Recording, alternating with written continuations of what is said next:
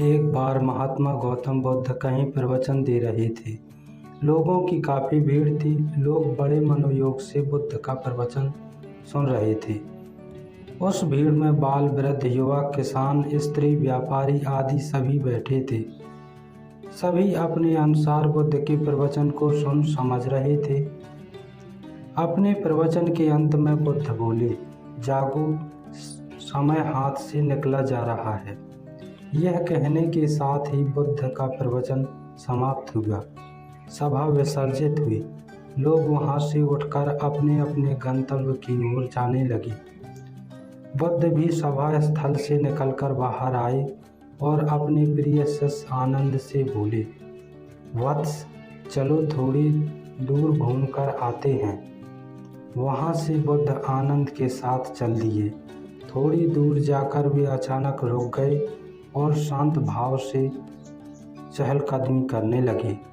आनंद समझ गए कि गुरुदेव यदि यहाँ रुककर कुछ चिंतन करने लगे हैं तो इसके पीछे अवश्य ही कोई विशेष कारण या प्रयोजन होगा। तभी आनंद ने पीछे मुड़कर देखा कि प्रवचन सुनने आए हुए लोगों में से कुछ लोग सभा स्थल से निकलकर सीधे बुद्धदेव की ओर ही आ रहे हैं। शायद बुद्धदेव इसीलिए वहां रुक गए थे।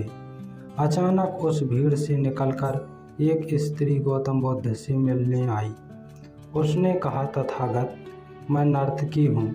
आज नगर सेठ के घर मेरे नृत्य का कार्यक्रम पहले से तय था, लेकिन मैं उसके बारे में भूल चुकी थी। परंतु अपने प्रवचन के अंत में आपने कहा, जागो, समय निकला जा रहा है, तो मुझे तुरंत यह बात याद आई। इसके लिए मैं आपकी आभारी हूँ।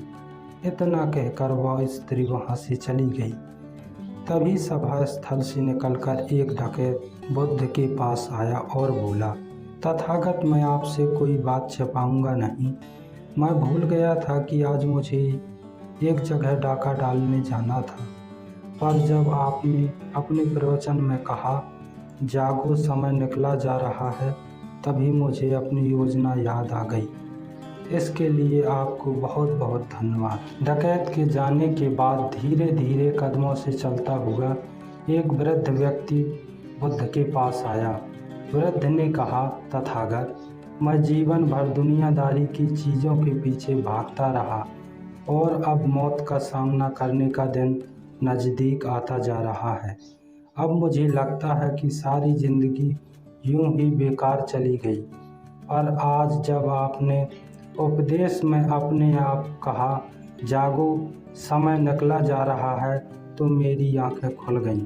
आज से मैं अपनी दुनियादारी के मोह को छोड़कर निर्वाण के लिए प्रयत्न करना चाहता हूँ। उस वृद्ध के शब्दों में सचमुच सच्चाई थी। अब वह सचमुच अपने जीवन को सार्थक बनाने के लिए कुछ करना चाहता था। अपने निर्वाण के लिए, मोक्ष के लिए कुछ सार्थक प्रयास करना चाहता था। बुद्ध के उपदेश से सचमुच उसकी आंखें खुल गईं। उसने ही बुद्ध के उन वचनों का कि जागो, समय निकला जा रहा है, सही अर्थ समझा और तदनुरूप जीवन जीने का संकल्प लिया। बुद्ध के शब्दों ने उसके सोए हुए आत्मविश्वास को जगा दिया।